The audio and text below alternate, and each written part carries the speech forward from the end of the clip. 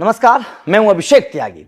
महाराष्ट्र के उप मुख्यमंत्री अजीत पवार अब हमारे बीच नहीं रहे। एक विमान हादसे में अजीत पवार की मौत हो गई। जाहिर तौर पर तमाम तरीके के सवाल अब खड़े हो रहे हैं कि आखिर इस विमान दुर्घटना के पीछे की असली वजह क्या रही। 66 साल की उम्र में अजीत पवार के साथ विमान हादसा हुआ और अब अजीत पवार इस दुनिया में नहीं रहे। लेकिन जैसे ये विमान हादसा हुआ, तमाम तरीके के अब सवाल खड़े हो रहे हैं, क्योंकि मुंबई से बारामती जा रहे थे। वहां पर एक पंचायत चुनाव को लेकर एक रैली को संबोधित करने वाले थे और 8:45 पर ये बारामती के एयरपोर्ट पर जब रनवे पर विमान जो था वो लैंडिंग हुआ, उस वक्त ये तमाम तरीके की उस वक्त ये हादसा हुआ। प्रत्यक्षदर्शियों के मुताबिक ये कहा जा रहा है कि विमान जो था वो फिसल गया था। इस वजह से जो पायलट था वो अपना संतुलन खो बैठा। ये वजह बताई जा रही है। हालांकि जांच अभी चलेगी, जांच के बाद पूरा मामला क्या है, पूरा सच क्या है, वो सामने आएगा।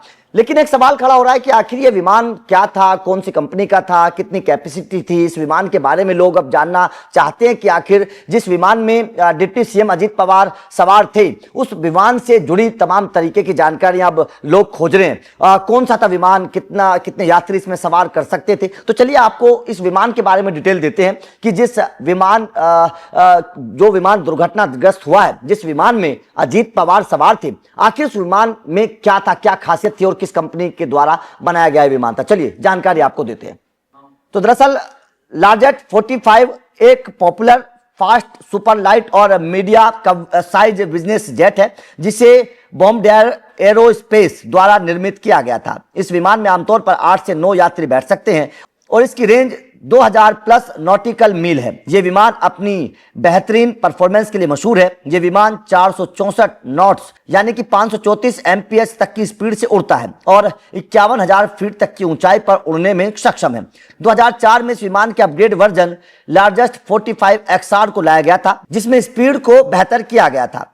अब सवाल है कि किस कंपनी का था। तो डिप्टी सीएम अजीत पवार जिस विमान में सवार थे वो एक प्राइवेट कंपनी VSR का एयरक्राफ्ट था। यह दिल्ली की एक प्राइवेट एविएशन कंपनी है। यह कंपनी किराए पर एयरक्राफ्ट देने के अलावा एविएशन कंसल्टेंसी भी देती है। याद दिला दें कि 14 सितंबर 2023 को भी इस कंपनी का एक प्लेन मुंबई एयरपोर्ट पर दुर्घटनाग्रस्त हुआ था। तो मतलब साफ है कि इस कंपनी के ऊपर पहले से ही सवाल खड़े हो रहे थे। मुंबई एयरपोर्ट पर पहले भी इस कंपनी का जो विमान था 2023 में वो दुर्घटनाग्रस्त हुआ था। एक बार फिर से इस कंपनी पर जब सवाल खड़े हो रहे थे तो जांच भी हुई थी, लेकिन अब फिर से इसी कंपनी का विमान दुर्घटनाग्रस्त हुआ है, जहां पर महाराष्ट्र के डिप्टी सीएम अजीत पवार जो हैं वो अब इस दुनिया में नहीं रहे। तो जाहिर तौर पर सवाल पहले भी खड़े हो रहे थे इस कंपनी के ऊपर, जिस कंपनी का ये विमान था। अब एक बार फिर से ये सवाल खड़े होंगे कि जब कंपनी के ऊपर सवाल थे, इस कंपनी के विमान पहले दुर्घटनाग्रस्त 2023 में हो चुका था, तो आखिर इस कंपनी की सेवाएं क्यों ली जा रही थी, क्यों इस कंपनी के विमान में अजीत पवार को ले जाया गया। क्या पहले से चेकिंग नहीं हुई थी? क्या ये कंपनी क्योंकि आपको याद होगा जिस वक्त गुजरात में विमान हादसा हुआ था, उस वक्त भी तमाम तरीके के सवाल खड़े हुए थे कि क्या विमान की पहले से जांच की जाती है, क्या पहले से तमाम चीजों को परखा जाता है, क्या पूरे पैरामीटर्स को देखा जाता है जिस वक्त विमान को टेक ऑफ किया जाता है। तो तमाम तरीके के सवाल उस वक्त भी खड़े हुए थे। विजय रूपाणी आपको याद होगा जब प्लेन हादसे का शिकार हुए थे। और जिस कंपनी की अब चर्चा चल रही है, जिस कंपनी की अब बातचीत चल रही है, क्योंकि इस कंपनी का विमान पहले भी 2023 में मुंबई एयरपोर्ट पर हादसे का शिकार हो चुका था। तो जाहिर तौर पर इस पर अब सवाल खड़े हो रहे हैं कि आखिर इस कंपनी की सेवाएं क्यों ली जा रही थी, और अगर कोई इस कंपनी की सेवाएं ले रहा था तो आखिर वो इंसान कौन था, जो इंसान पूरे इस सब चीज को देख रहा था। क्या इसके पीछे कोई वजह मानी जा रही है? ये सवाल इस वक्त अब खड़े हो रहे हैं अजीत पवार के साथ हुए विमान हादसे के बाद, क्योंकि इस कंपनी पर पहले भी बहुत बड़े सवाल खड़े हो चुके हैं। तो जाहिर तौर पर विमान में कौन कौन थे ये भी एक बार जान लीजिए। हादसे के वक्त विमान में कुल 5 लोग सवार थे, जिनमें Ajit Pawar, Mumbai PSO HC Vidip Jadhav, pilot captain Sumit Kapoor, captain Sanghvi Pathak और फ्लाइट अटेंडेंट पिंकी माली शामिल थे। तो जाहिर तौर पर ये लोग विमान में मौजूद थे, लेकिन सवाल ये अभी भी बना हुआ है कि आखिर जिस विमान कंपनी के ऊपर सवाल थे उस कंपनी की सेवाएं क्यों ली जा रही थी। तो आपका इस पूरे विमान हादसे को लेकर क्या कहना है? आप इस हादसे के पीछे की वजह क्या समझते हैं? कमेंट करके अपनी राय जरूर दीजिएगा। जी, एक खबर आई प्लेन क्रैश दुखद ये घटना है। अजीत पवार जी एक लोकप्रिय नेता महाराष्ट्र के रहे, वो एक बार बीच में सांसद भी रहे और वो जो व्यक्ति 8 बार लगातार विधायक रहे हैं, 6 बार अपने प्रदेश के डिप्टी सीएम बने हैं, इसी में से उनकी लोकप्रियता नहीं जा सकती है।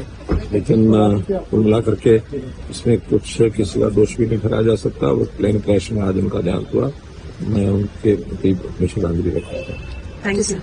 देखिए, अजीत पवार जी का प्लेन क्रैश हुआ है, उनका निधन की सूचना आई है, बहुत दुखद है। हमारे मित्र थे, वो उप मुख्यमंत्री के तौर पे अच्छा काम कर रहे थे, एनडीए के नेता के तौर पे उन्होंने महाराष्ट्र में एक अच्छी जीत दिलाने में रोल अदा किया था और उनका जाना हम सब के लिए बहुत दुखद है। वो बिहार आए थे नीतीश कुमार जी के शपथ ग्रहण समारोह में और 10 दिसंबर को ही शरद पवार जी के घर पे उनके जन्मदिन पे उनसे मुलाकात हुई थी।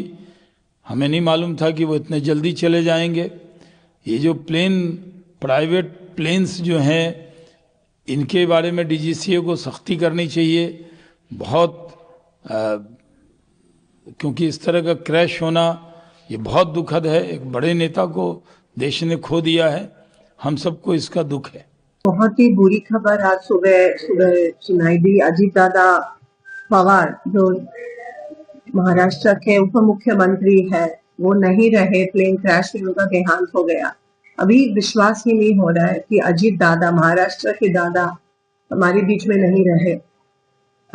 मेरा खुद का पर्सनल उनके साथ रैपो बहुत अच्छा था, कौटुंबिक रिलेशन थे। जब से मैं बहुत छोटी थी उन्होंने मुझे, दादा ने देखा है। जब मैं एमएलए थी तो मेरे कॉन्स्टिट्यूएंसी के लिए उन्होंने स्पेशल फंड दिया था, जिसके काम आज चालू है और हर एक के आंख में आज आंसू आ रहे, चाहे वो उनकी पार्टी में हो या नहीं हो। लेकिन दादा जिस तरह से काम करते थे, उनका एक एग्रेसिव तरीका, असर्टिव तरीका था।